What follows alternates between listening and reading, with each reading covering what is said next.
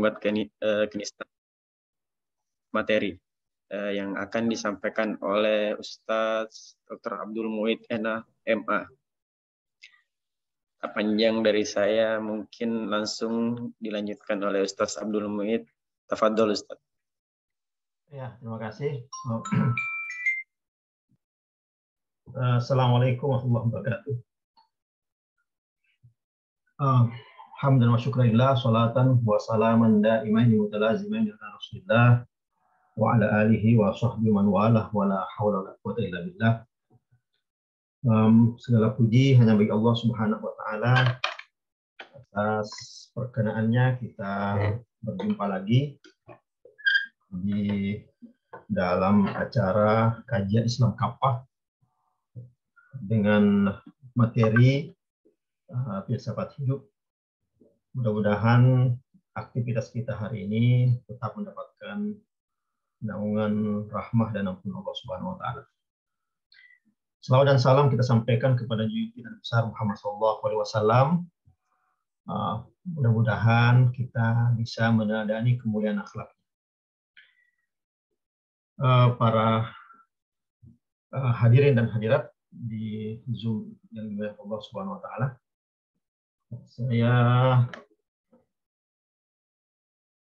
Saya tidak tahu apakah kita sudah lama ya berinteraksi lewat Zoom ini, dan saya pernah memperkenalkan diri nggak? Ya, nama saya Abdul Muid Nawawi. Itu udah. Tapi mungkin tidak tahu saya kerja di mana. Saya ngajar di Institut PTQ Jakarta. Saya tinggal di Mampang. Mungkin ada yang tinggal dekat Mampang atau jauh ya, Mampang, Perapatan, Jakarta Selatan. Saya bukan orang Mampang atau orang Jakarta, saya berasal dari Sulawesi Selatan. Ya, itu saja. Saya khawatir ya, belum pernah melakukannya, padahal sudah lama kita berinteraksi lewat Zoom. Para hadirin yang dimuliakan Allah Subhanahu wa taala, hadirat, materi kita saat ini yaitu mungkin saya kirim dulu ya saya kirim ke chat,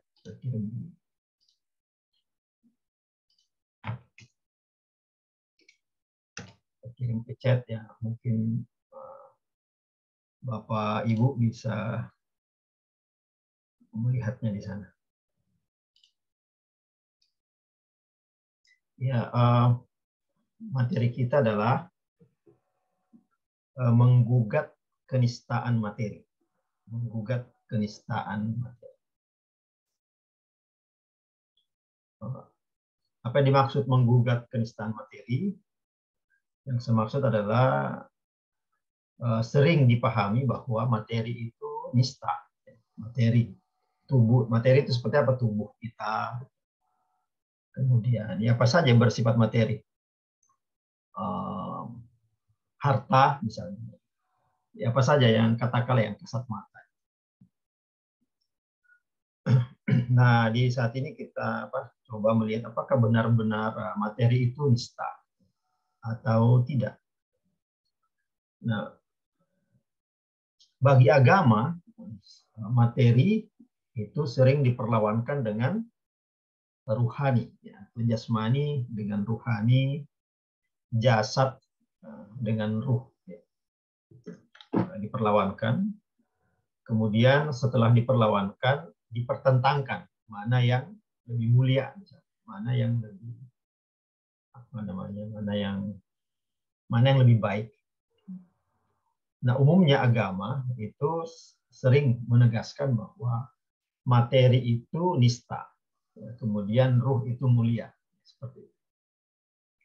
Nah, karena itu tidak jarang agama itu berisi ritual-ritual yang dianggap sebagai upaya untuk menjauhi materi.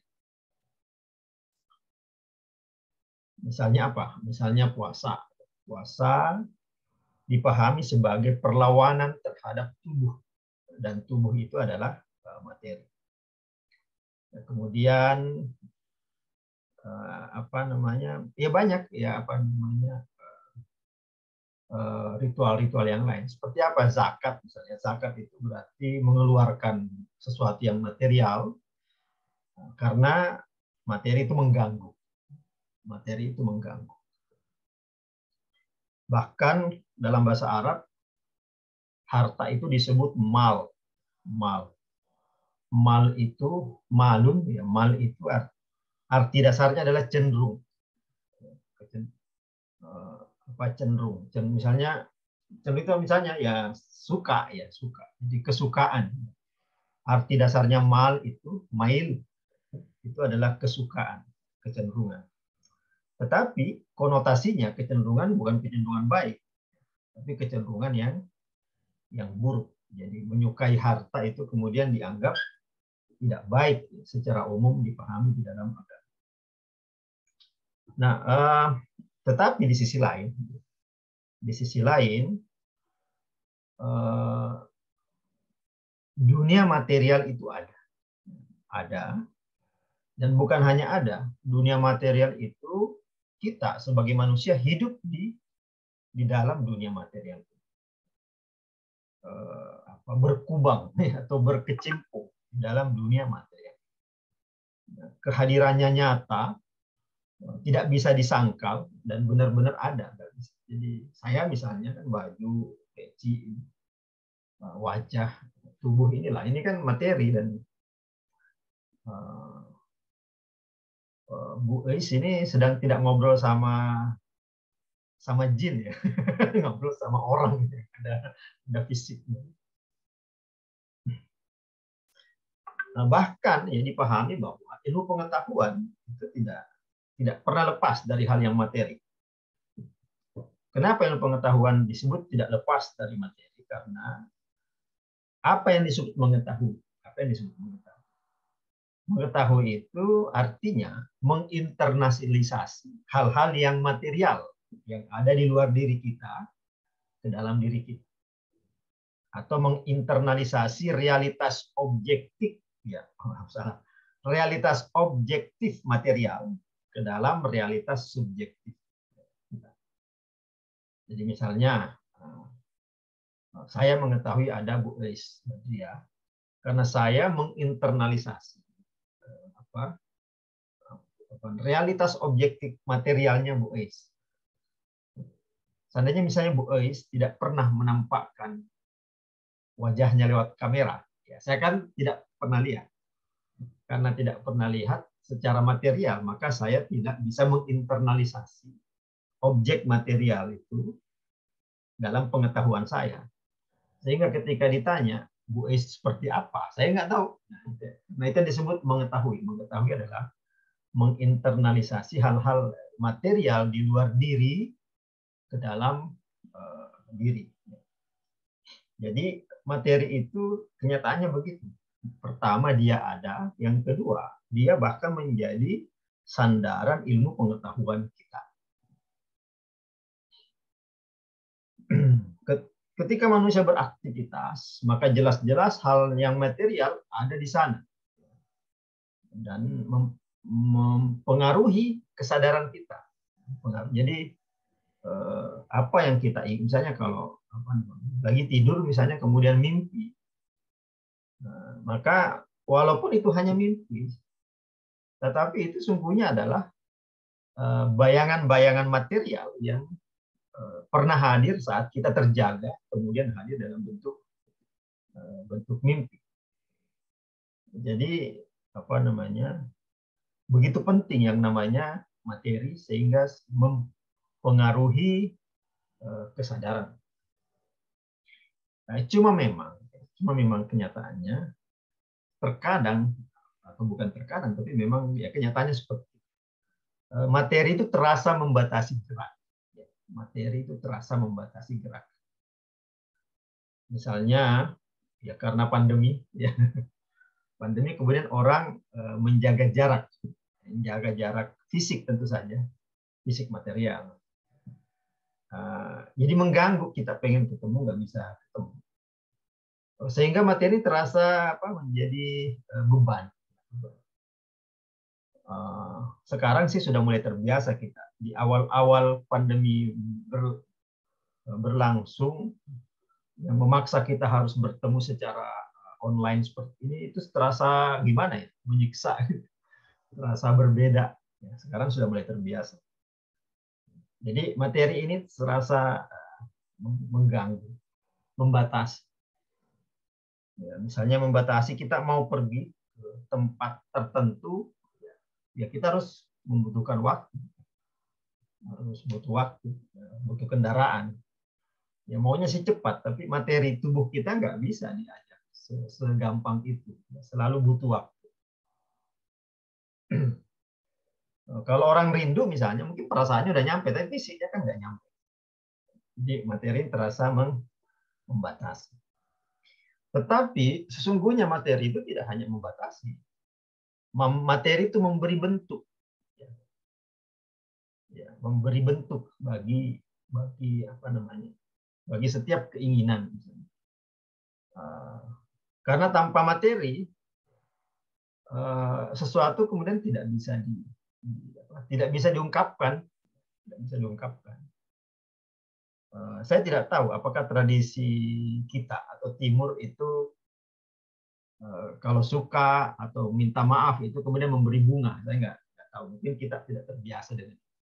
Tapi ada tradisi tertentu, misalnya mungkin di Barat, memberikan bunga sebagai ungkapan tertentu, misalnya ungkapan suka, ungkapan minta maaf atau apapun yang sesuatu yang bermakna positif, bunga. Ya.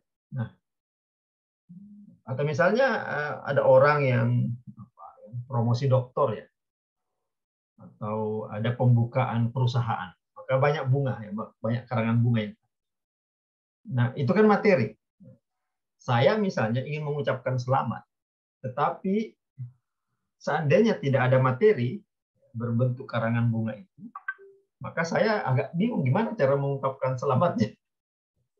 Jadi materi itu memang membatasi di satu sisi, tapi di sisi lain memberi bentuk ya, terhadap sesuatu yang tidak material. Apakah rasa suka atau bahkan juga rasa marah yang bisa juga diungkapkan secara material. Misalnya ada orang yang marah sama tetangganya, gimana cara ngetuk pintunya itu beda kalau dia tidak marah. Cara ngetuk pintunya beda dibanding kalau dia tidak sedang marah. Dan itu membutuhkan pintu itu ya, untuk ungkapan marah. Atau kita menunjukkan rasa tidak senang dengan mimik wajah tertentu. Dan wajah itu adalah sesuatu yang material. Senang pakai diungkapkan secara material lewat senyum misalnya. Atau tidak senang diungkapkan secara material dengan cemberut di wajah. Bayangkan kalau tidak ada materi dalam bentuk wajah, bagaimana mengungkapkan hal-hal seperti itu? Ya, jadi materi ini di satu sisi memang membatasi, tapi di sisi lain malah memberi bentuk. Atau saya bisa mengatakan memberi peluang. Jadi materi ini memberi peluang. Bisa menyampaikan pengetahuan, bisa menyampaikan perasaan, bisa menyampaikan pesan itu lewat hal-hal yang material. Jadi materi selain menghalangi juga memberi ruang, memberi bentuk dan juga memberi peluang.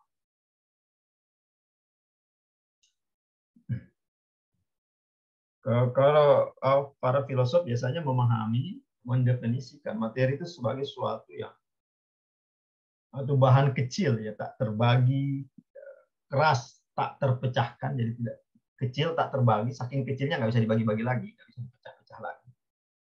Ya, keras ya karena tadi tidak terbagi ya konsekuensinya keras, ya, padat, kemudian tidak terurai, dan juga abadi. Materi itu abadi. Senyum abadi itu kalau sudah terlanjur ada ya nggak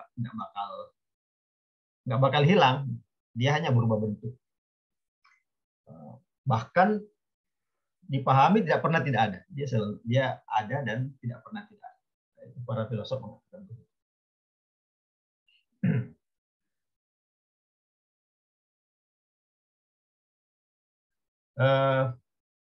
Nah, di luar materi ada yang disebut ruang, yaitu kehampaan. Jadi materi itu bergerak di dalam ruang.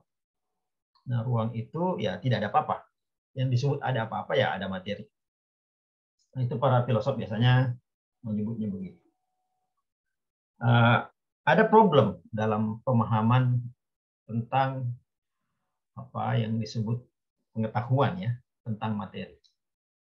Jadi apa yang kita pahami, biasanya dipahami secara umum ya, tentang ilmu pengetahuan, itu selalu terpaku pada persepsi indrawi.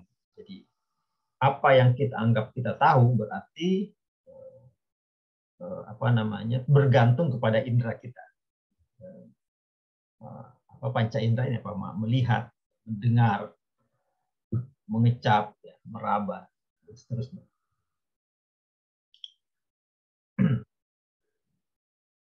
Nah, konsekuensinya itu melihat ada dua apa namanya, ada namanya subjek pelaku yang punya panca indera. Kemudian ada yang namanya objek yang berupa objek material di luar diri kita, di luar diri kita. Ketika dia berinteraksi maka melahirkan yang namanya pengetahuan. Maka disebut ada objek, ada subjek. Nah, subjek itu yang kemudian dipahami sebagai sesuatu, baik subjek maupun objek itu sesuatu yang material. Tetapi yang hendak disampaikan di sini adalah bahwa kalau hanya ada material, subjek yang material, dan objek yang material, maka sesungguhnya tidak terjadi pengetahuan apa-apa. Dibutuhkan hal lain. Selain, jadi materi itu penting, tetapi bukan satu-satunya. Bukan satu-satunya.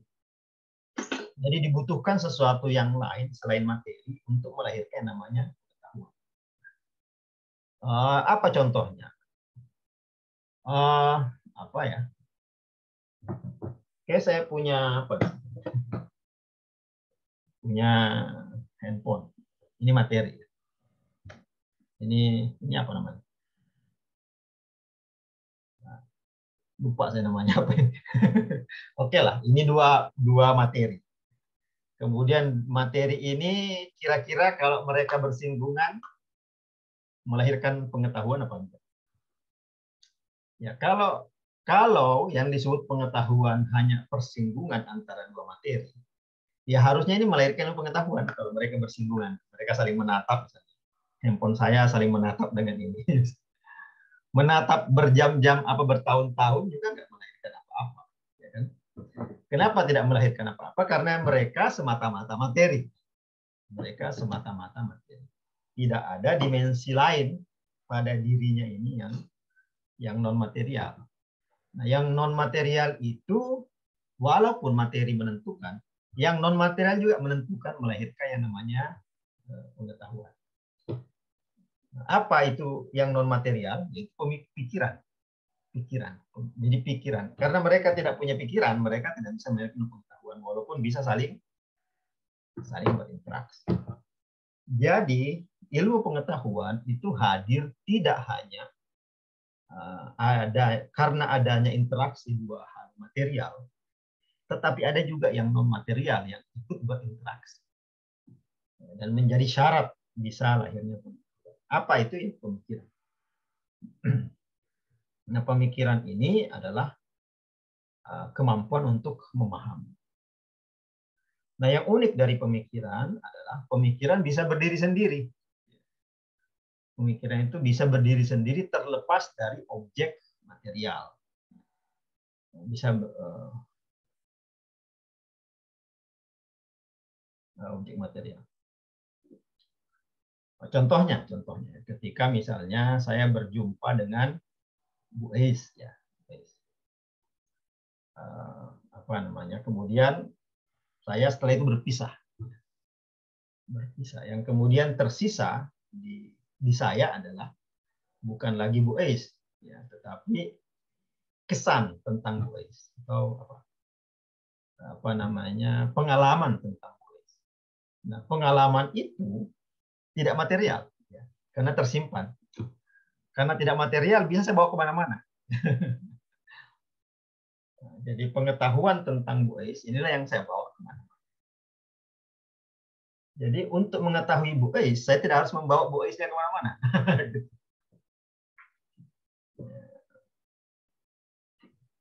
Atau contoh ini ya tadi kembali lagi sama ini. Ini misalnya saya pernah lihat ini punya saya, kemudian saya pernah lihat. Kemudian ketika benda ini saya temuk hilang, suatu saat hilang, saya cari kemana-mana, mana ya? Saya mau pakai kok hilang. Apa yang saya pakai untuk mencari? Ya ingatan saya tentang benda ini. Dan ingatan saya tentang benda ini sudah tidak material lagi. Dia terlepas dari tidak material. Nah pas ketika saya ketemu, inilah. Saya cocokkan apa yang tidak materi di ingatan saya dengan materi yang tiba-tiba saya temukan misalnya di bawah meja. Oh itu yang saya cari. Coba bayangkan kalau tidak sempat masukkan ke kepala misalnya ingatan tentang ini. Kita gimana nyarinya? Bagaimana kita mengenali kembali? Ya? Sama kalau misalnya setelah ketemu Bu Ais, kemudian saya ketemu lagi mungkin 2 hari setelahnya atau setahun setelahnya, kemudian saya bertemu, apa kabar? Ya, saya bisa mengatakan itu karena saya telah membawa ingatan yang tidak material itu.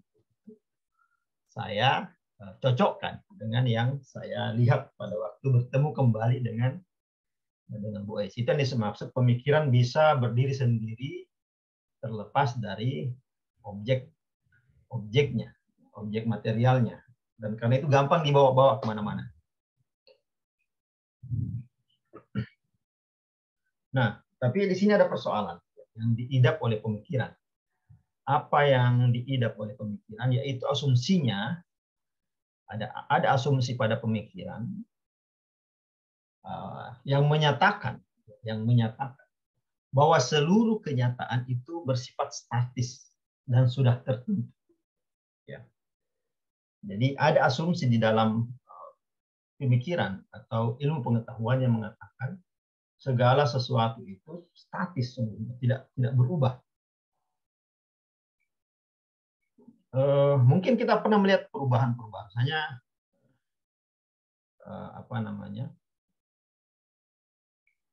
misalnya gini, saya membayar, misalnya ketika saya bertemu dengan Bu Ais satu waktu, kemudian saya menangkap hal itu, kemudian saya memahaminya sebagai sesuatu yang statis. Kemudian ketika saya bertemu Bu Ais kembali, maka saya mempertemukan yang statis di ingatan saya dengan yang statis di Bu Ais. Nah, ini sering gagal dia, asumsinya ini sering gagal. Kenapa gagal? Karena Bu Ais bisa saja sudah berubah, tidak seperti yang saya lihat. Maka ada istilah sekarang, Bu Ais kok berubah, terlihat makin muda misalnya. Itu karena ada ketidaksinkronan antara yang tersimpan di saya dengan perubahan yang terjadi pada kenyataan. Nah, ini problem pada ilmu yang biasanya seperti itu. Nah, contoh yang lain tentang statis ini, ya. Misalnya ide tentang kausalitas, hubungan sebab akibat. Ya. Nah, apa yang kita sebut dengan sebab akibat itu sesungguhnya mengandaikan sebab itu statis, akibatnya statis. Misalnya A, ya, kita sudah tangkap pemahaman bahwa ini A, maka pasti akan melahirkan B. Jadi baik A maupun B itu statis. Jadi ketika kita ketemu A, kita pasti menyimpulkan bahwa pasti akan melahirkan B. Ya, itu disebut hukum kausalitas. Nah, kita sering tertipu dengan hal-hal seperti itu. Contoh misalnya hubungan antara ayam berkokok dengan ayam jantan berkokok dengan matahari terbit. Itu sebuah karena sering terjadi, maka dianggap ada hubungan kausalitas. Sehingga ada kisah tentang pembangunan Prambanan ya, Bu Ais, saya lupa. Jadi jinnya buru-buru pergi karena dikira udah terbit matahari ya. nggak perambah apa-apa gitu pembangunan yang bisa dibangun dalam semalam.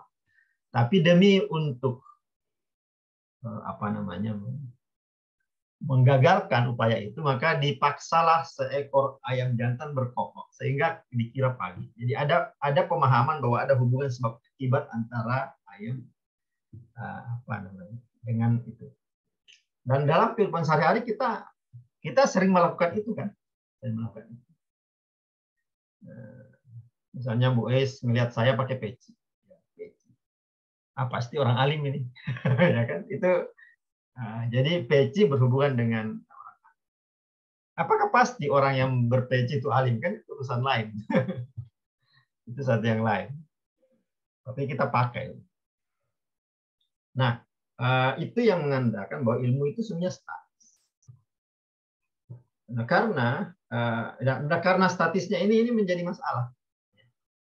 Ini menjadi masalah. Karena ilmu tidak hanya seperti kumpulan ingatan tentang masa lalu yang kemudian diterapkan pada masa kemudian. Jadi kumpulan ingatan tentang masa lalu yang kemudian diterapkan pada masa kemudian. Di mana kita punya pikiran? Di mana? Sejak kapan kita punya pikiran bahwa orang pakai peci itu alim? Dari mana? Itu kumpulan pengalaman-pengalaman. Bukan cuma sekali kita lihat orang pakai peci sehingga kita berkesimpulan bahwa peci itu tanda kealiman. Bukan cuma sekali, karena berkali-kali. Kalau cuma sekali itu belum menjadi kumpulan ingatan. Karena berkali-kali kemudian, tetapi kan tidak begitu ceritanya. Kisahnya tidak sesederhana itu. Tidak mesti misalnya yang pakai peci itu kemudian berarti alim. Atau belakangan misalnya pakai peci pasti muslim. Oh, banyak orang non muslim pakai peci, terutama di masa lalu. Saya pernah hadir di sebuah diskusi di Madura. Narasumbernya dua, saya dengan seseorang, Pak Edi namanya, masih ingat namanya. Beliau ada seminar sederhana. Beliau bicara pakai hadis, pakai ayat. Saya pikir muslim, pakai peci lagi. Dan bacaannya fasih. Saya hampir, karena beliau lebih tua, ya, saya cium tangan karena saya pikir Ustadz kiai dari mana ini. Ternyata beliau pendeta, saya nggak tahu. Yaitu bawaan ingatan di masa lalu yang kemudian diterapkan di sekarang. Dan itu kan itu statis. Jadi bahkan ya, ilmu pengetahuan itu bekerja untuk menemukan yang statis itu. Apa itu maksudnya yang statis? Yang pasti-pasti itu. Kalau ini pasti begini, ini pasti. Ilmu pengetahuan kan dipakai untuk dikejar untuk mengejar kepastian kan. Kalau begini pasti benar, kalau begini pasti benar. Nah, ilmu pengetahuan didesain untuk. Nah, persoalannya kenyataan itu tidak statis, ya, selalu berubah.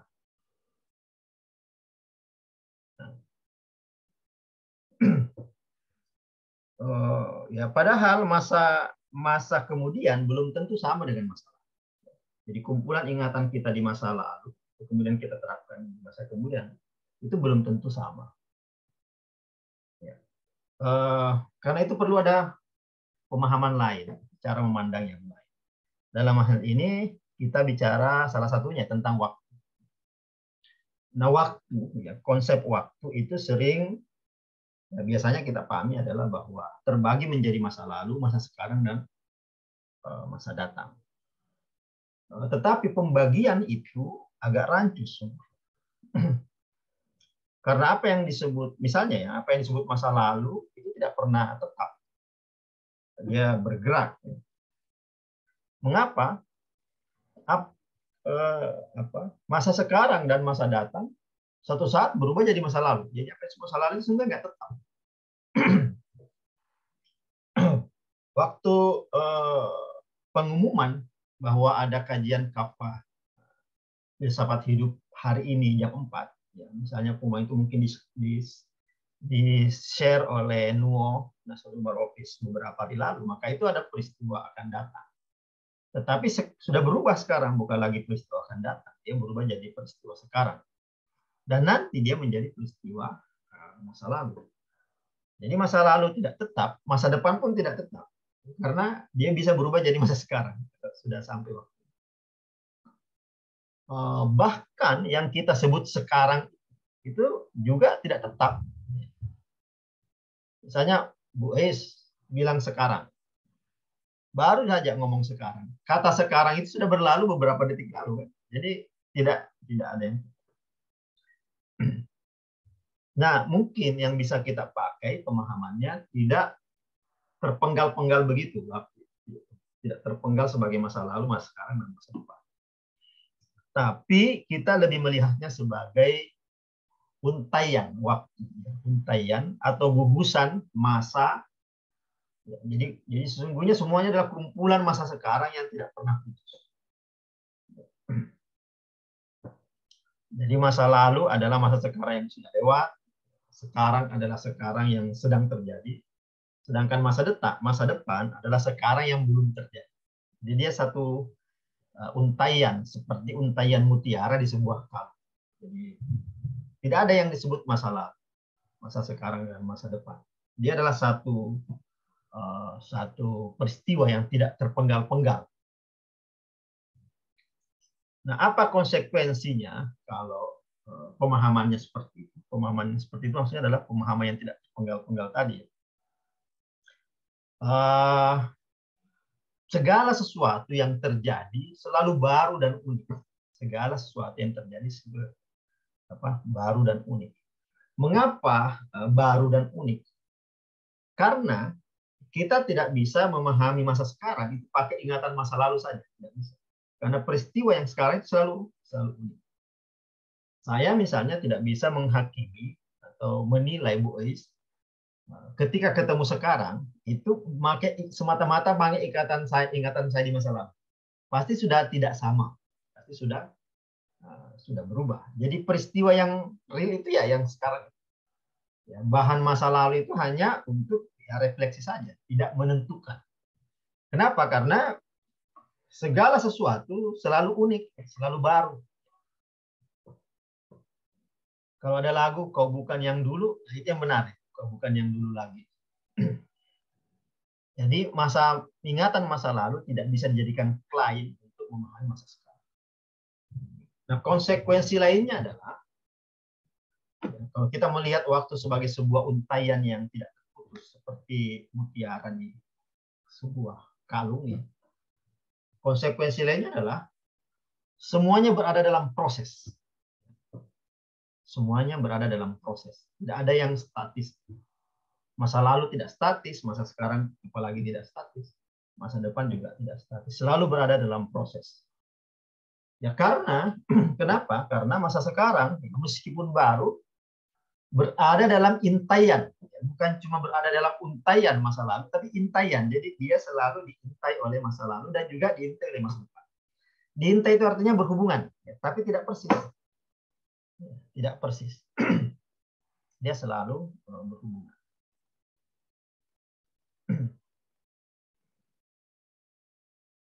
Nah, konsekuensinya juga tidak ada yang bisa kita sebut pasti. Semuanya adalah proses.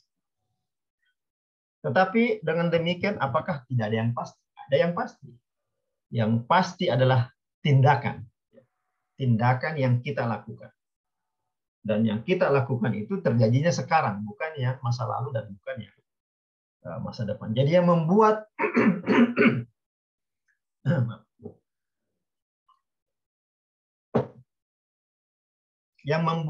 makna hadir atau kemudian membuat waktu itu bermakna adalah tindakan kita, ya, aktivitas kita, ya, yang membuat makna itu kita kayak. Jadi waktu itu seperti mengalir seperti sungai, tapi dia akan mengalir begitu saja kalau kita nggak bertindak, kita tidak berbuat, kita tidak beraktivitas, kita tidak berkreativitas.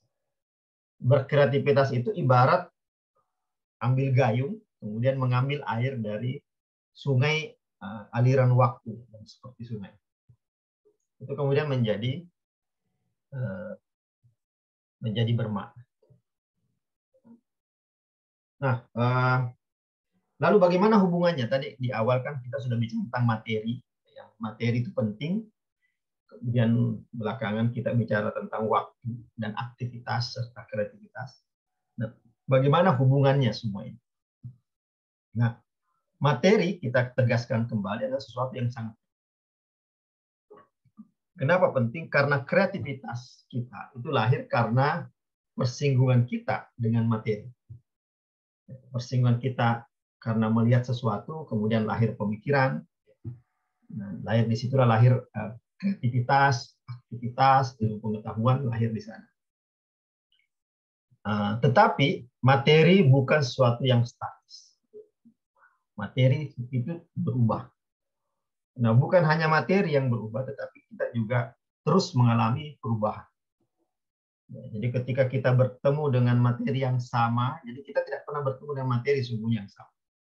Jadi kembali tadi, kalau saya bertemu dengan Bu Eis tahun lalu, kemudian bertemu lagi sekarang, maka yang saya temui bukan Bu Eis yang dulu, dan saya pun bukan saya yang dulu. Berubah. Nah, semuanya ini, sayanya tidak berubah, Bu Eisnya, berubah, kemudian Bu Eis juga. Saya berubah, Bu Eis berubah, dan waktu yang kami alami itu juga tidak berubah, tidak statis. Ya, juga terus-menerus. Nah, karena itu yang membuatnya berharga ya, adalah aktivitas, adalah kreativitas, adalah tindakan atau pengetahuan atau keputusan yang saya atau kita lakukan saat ini. Nah, kalau kita tidak melakukan apa-apa, tidak beraktivitas, ya tidak tidak berkreativitas, nggak ngapa-ngapain, ya maka ya semuanya hanyut saja. Jadi kalau waktu ini ibarat sungai besar ya, mengalir ke sebuah tujuan, ya maka ya tidak ada yang yang tersisa. Jadi kita semuanya hanyut saja. Kita bahkan juga hanyut saja karena tidak ngapa-ngapain, tidak ada usaha untuk berenang, tidak ada usaha untuk beraktivitas, maka kita seperti hanyut saja di dalam sebuah sungai besar waktu. Dan kita kemudian tidak berarti apa-apa. Nah, apa yang mendorong sebuah kreativitas bisa hadir? Pendorongnya disebut kehendak. Mungkin bahasa Inggrisnya will, kehendak. Ya, kehendak bisa macam-macam. Kadang disebut kehendak untuk hidup, itu juga kehendak. Vitalitas.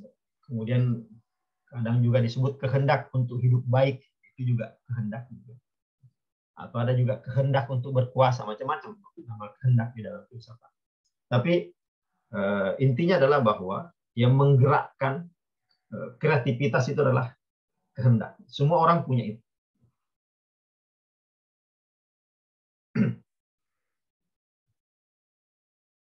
Nah, kedua hal ini, apakah itu kehendak atau kreativitas, itu hanya terjadi di dalam kesatuan antara pikiran kita yang tidak material ini dengan fisik, badan, dan jasmani kita yang bersifat material. Terjadi kalau ini menyatu, maka akan hadir namanya kehendak. Kreativitas itu akan hadir. Tapi kalau dua ini tidak menyatu, ya tidak akan ada kehendak dan tidak akan ada kreativitas. Jadi dalam konteks berkehendak, dalam konteks beraktivitas, ya badan dan pikiran tidak bisa dipisah. Kalau dipisah, aktivitas, kreativitas, dan kehendak itu enggak. Oke, kita beralih ke pertanyaan yang selanjutnya. Apakah kreativitas itu ada tujuannya? Apakah kehendak itu bertujuan?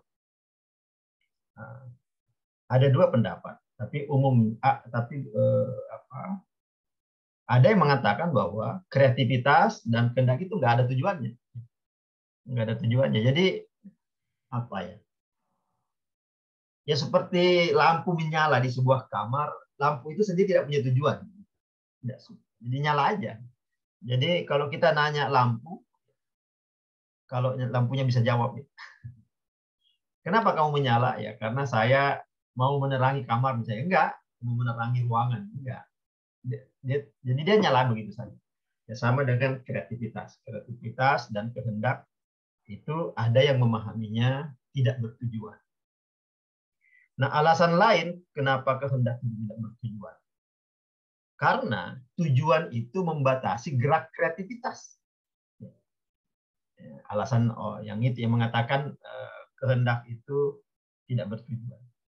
Nah, apa yang dimaksud tujuan membatasi kreativitas? Jadi begini, contoh misalnya, saya ingin menjadi seperti Pak Nasaruddin Umar. Ya. Jadi saya justru ketika saya ingin menjadi beliau, maka itu mengungkung kreativitas saya. Kenapa mengungkung kreativitas saya? Karena sudah ada bentuk yang saya hendak tuju. Ya, pakai pecinya, senyumnya, jalannya, macam-macam. Maka kemudian saya menjadi sesungguhnya tidak kreatif, membatasi kreativitas. Nah, itulah mengapa ada sekelompok orang atau pemikir mengatakan kreativitas itu, kehendak itu harusnya tidak punya tujuan. Tidak punya tujuan dan harusnya memang tidak punya tujuan. Alasannya itu. Tetapi bagi kita kaum beragama, itu sulit untuk mengatakan bahwa kreativitas tidak bertujuan. Sulit. Ya, kenapa? Karena ya tidak mungkin ada sesuatu tanpa tujuan. Nah, Allah tidak menciptakan suatu sia-sia. Ya, termasuk aktivitas berkehendak dan berkreativitas itu tidak. Pasti ada tujuan. Nah, apa tujuannya? Ya, di dalam agama disebut menjadi manusia seutuhnya. Menjadi manusia yang seutuhnya. Nah, kalau kita atau insan kamil lah kalau dalam istilah. Nah, kita kembalikan kepada argumen mereka yang menolak tujuan. Nah, pertanyaannya, apakah kalau ada tujuannya, misalnya insan kamil atau manusia seutuhnya, itu kemudian benarkah itu membatasi kreativitas? Sebagaimana contoh tadi, saya mau menjadi seperti si A, maka sesungguhnya kreativitas saya sudah dikungkung, sudah dipatok karena harus menjadi si A, karena ada tujuannya. Nah, benarkah ketika saya atau ketika agama mengatakan tujuan kreativitas dan aktivitas serta kehendak itu adalah menjadi manusia seutuhnya, dan apakah itu kemudian menjadi membatasi, ya, mengungkung, memasung kreativitas? Nah, begini, sesungguhnya tidak, ya, walaupun ada tujuannya, tidak memasung kreativitas. Mengapa? Karena apa yang disebut dengan manusia seutuhnya adalah sesuatu yang terus bergerak, berubah sepanjang waktu dan sepanjang kreativitas hidup dalam hidup manusia itu dan terus berubah. Kenapa? Terus berubah. Jadi apa yang disebut manusia seutuhnya itu bukan sesuatu hal yang miniaturnya sudah jadi, kita tinggal menirunya, bukan seperti itu. Nah, kalau memang seperti itu yang dimaksud, maka ya itulah yang memasung kreativitas. Tetapi bagaimana bentuknya sehingga dia tidak memasung kreativitas? Ya begini, apa yang disebut manusia seutuhnya bagi setiap orang itu tidak sama. Ya, jadi Bu Eis yang seutuhnya itu tidak sama dengan Abdul Mu'id Nawawi yang seutuhnya. Kenapa? Masing-masing orang punya jalan hidupnya yang berbeda. Jadi bisa menjadi manusia seutuhnya masing-masing kita tanpa harus sama satu sama lain. Kita punya pengalaman hidup yang berbeda. Kita tidak sebut tadi kan, setiap pengalaman orang itu unik dan selalu baru.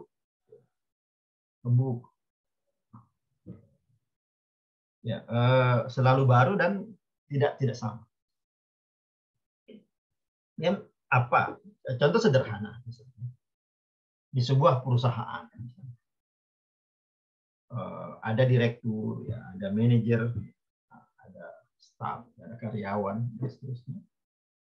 Apakah karyawan yang sesungguhnya itu sama dengan direktur yang sesungguhnya? Tidak. Bisa orang menjadi manajer yang seutuhnya, tapi tidak sama dengan menjadi direktur seutuhnya. Dan tidak mesti misalnya karena dia direktur, maka nilainya sebagai manusia pasti lebih baik dari manajernya. Atau pasti lebih baik dari karyawan. Pasti lebih baik daripada OB yang ada di kantor itu. Bisa saja OB-nya sebagai manusia seutuhnya itu lebih baik daripada pimpinan perusahaan yang ada di situ, karena dia menjalani hidupnya sebagaimana mestinya dia menjadi seorang OB. Sedangkan pimpinan tidak menjalani hidupnya sebagaimana sebagai pimpinan. Jadi masing-masing orang punya. Nah, itu yang disebut tidak, walaupun ada target, ada tujuan di dalam berkreativitas menurut agama, yaitu menjadi manusia seutuhnya, tidak mesti itu memasung kreativitas, karena masing-masing orang punya konteksnya sendiri, punya problemnya sendiri. Tetapi dari perbedaan problem, dari perbedaan kasus masing-masing orang, ada satu yang sama. Ya, satu yang sama adalah mereka harus beraktivitas, harus berkreativitas untuk mewujudkannya. Tidak ada jalan lain, hanya itu. Tapi aktivitasnya bagaimana, kreativitasnya bagaimana, tergantung pada konteks hidup, ya, hidup orang. Nah, kalau kita melihat, ya ada pandangan pesimis terhadap kehidupan ini. Jadi, misalnya manusia itu ujung-ujungnya pasti hancur.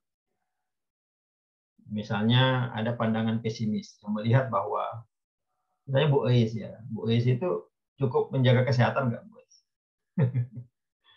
Misalnya, tapi bagi orang pesimis akan mengatakan begitu.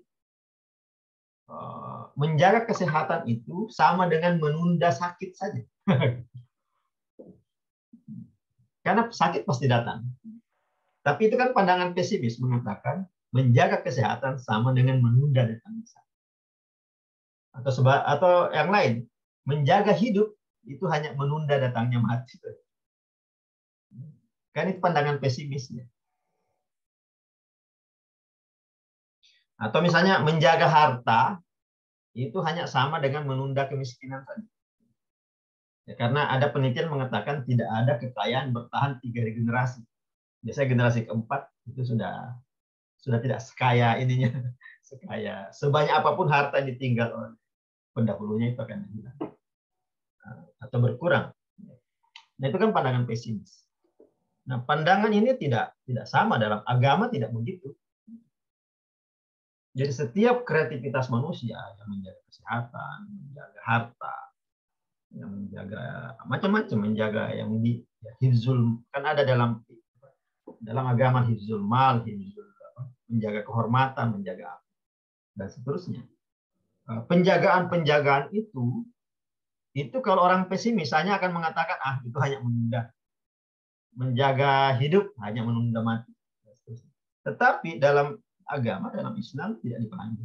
Jadi setiap upaya penjagaan itu, setiap upaya kreativitas manusia, apapun ya, mengajar, mencipta, apa-apa saja, menjadi karyawan dan seterusnya, itu semua adalah kreativitas manusia untuk menggapai kesempurnaan dirinya, seutuhnya apapun bentuknya.